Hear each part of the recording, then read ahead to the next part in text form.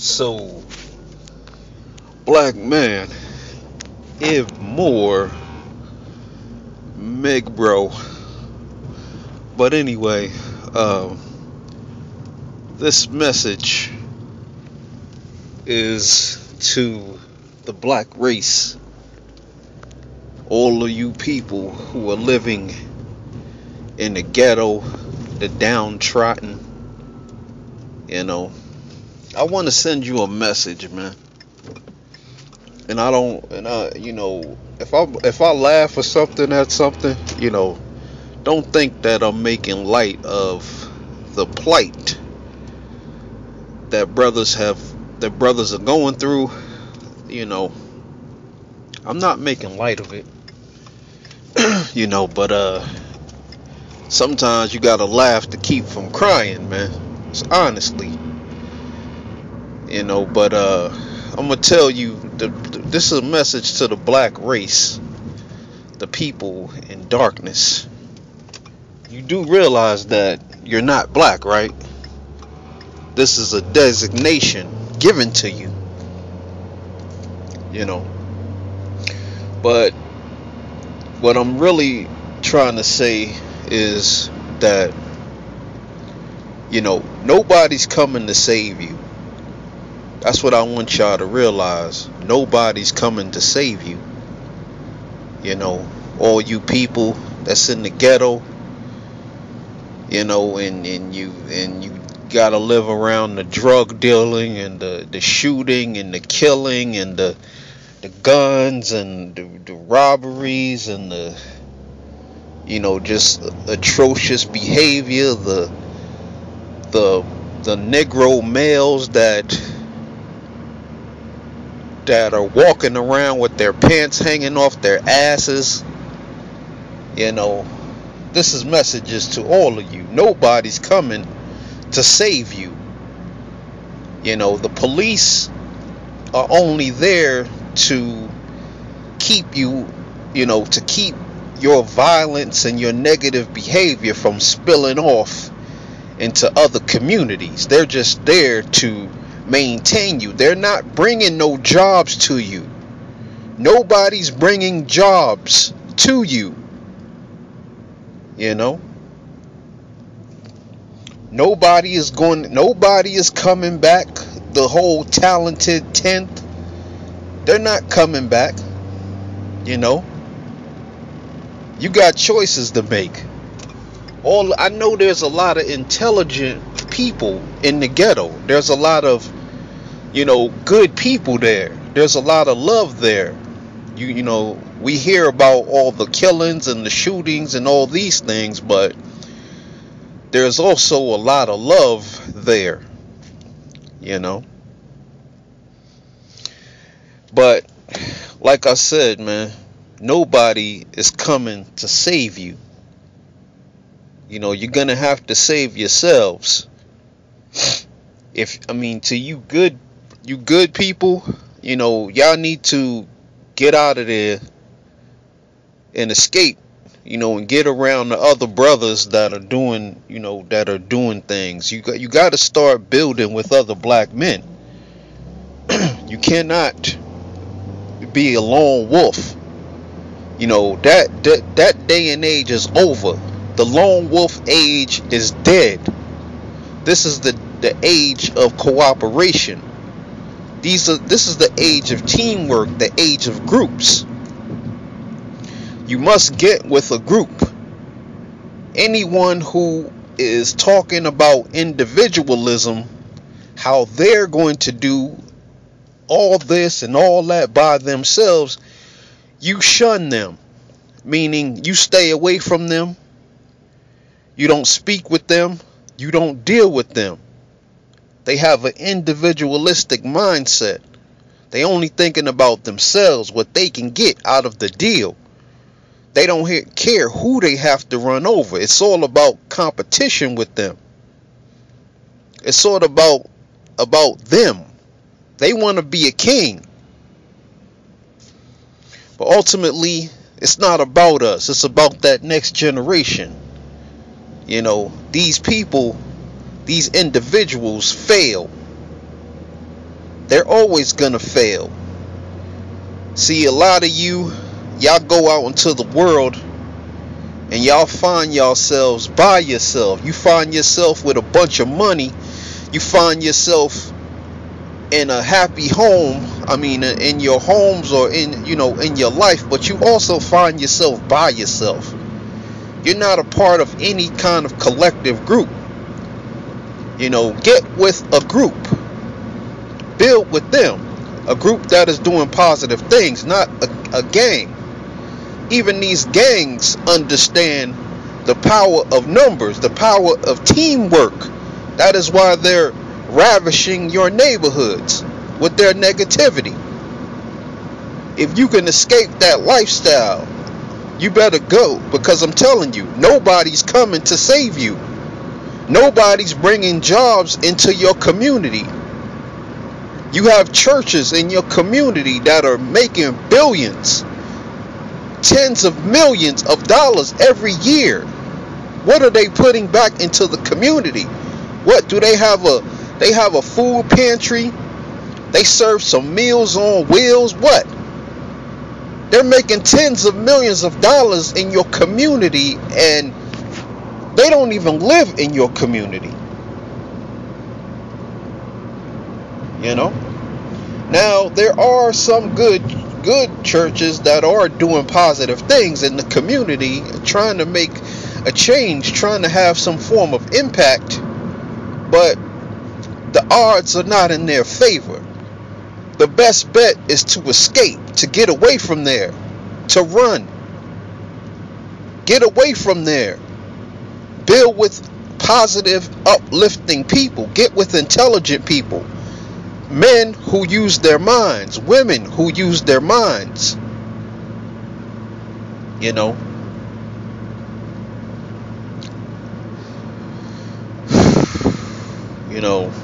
And a lot of black people are dangerous to you. They're a danger to you because their whole mentality is to keep you black, to keep you in the darkness. That's what they're designed to do. If you break out of the black box, they want to pull you back in. So does these other people. They want you in the black box as well. And you have to break out of the black box. But once you out of the black box, you have to get with other brothers who are out of the black box. You cannot be running around here as a lone wolf.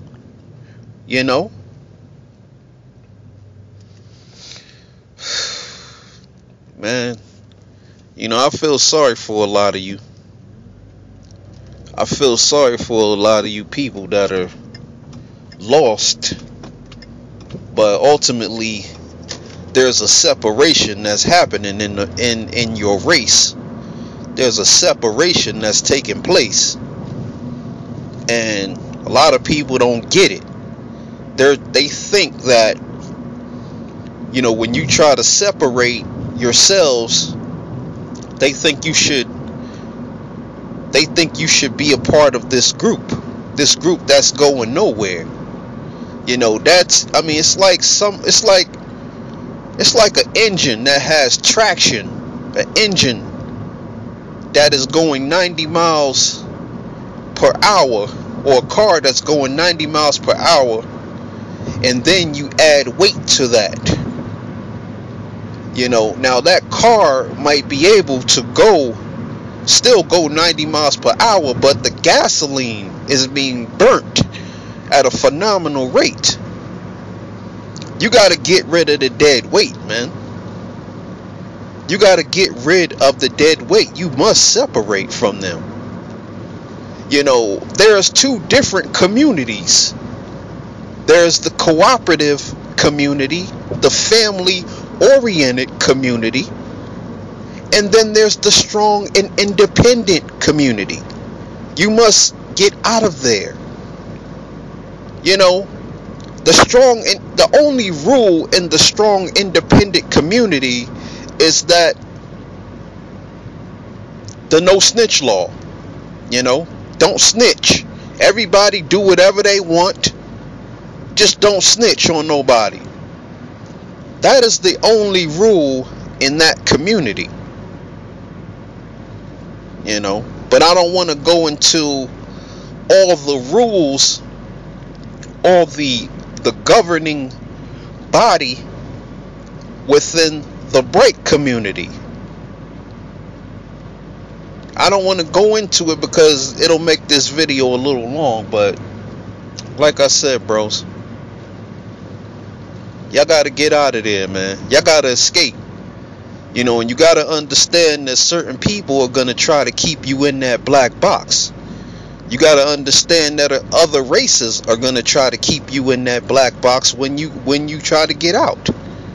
This is why it's so important for you to get with other brothers who are like-minded. Y'all have your own groups, your own collectives. You understand. You have a purpose. You know? It's not about getting money. It's about purpose. What is your purpose, man? Is your purpose to have Jordans, fly cars, big houses? Is that your purpose? Those people cannot be a part of your community. That's why we have protocols to keep these individuals out of our communities. They're not going to want to conform to those standards. That is what is going to keep them out of your community. We have standards. And of course they're going to say, oh, well, you black like me, you don't need to be like that. You need to be black like me. See, this is their attempt to pull you back into the black box where they are like dead weights. You know, a lot of black people, you know, when y'all escape the black box, y'all make the fatal mistake of trying to pull others up by their bootstraps. You know, you try to pull these other men and these other women up by their bootstraps, and it just, you know, my rule is you can't want something for someone else. You can't want something for someone that doesn't want that for themselves. I mean, how do you want something for them and they don't want that for themselves? You know? But, you know, man,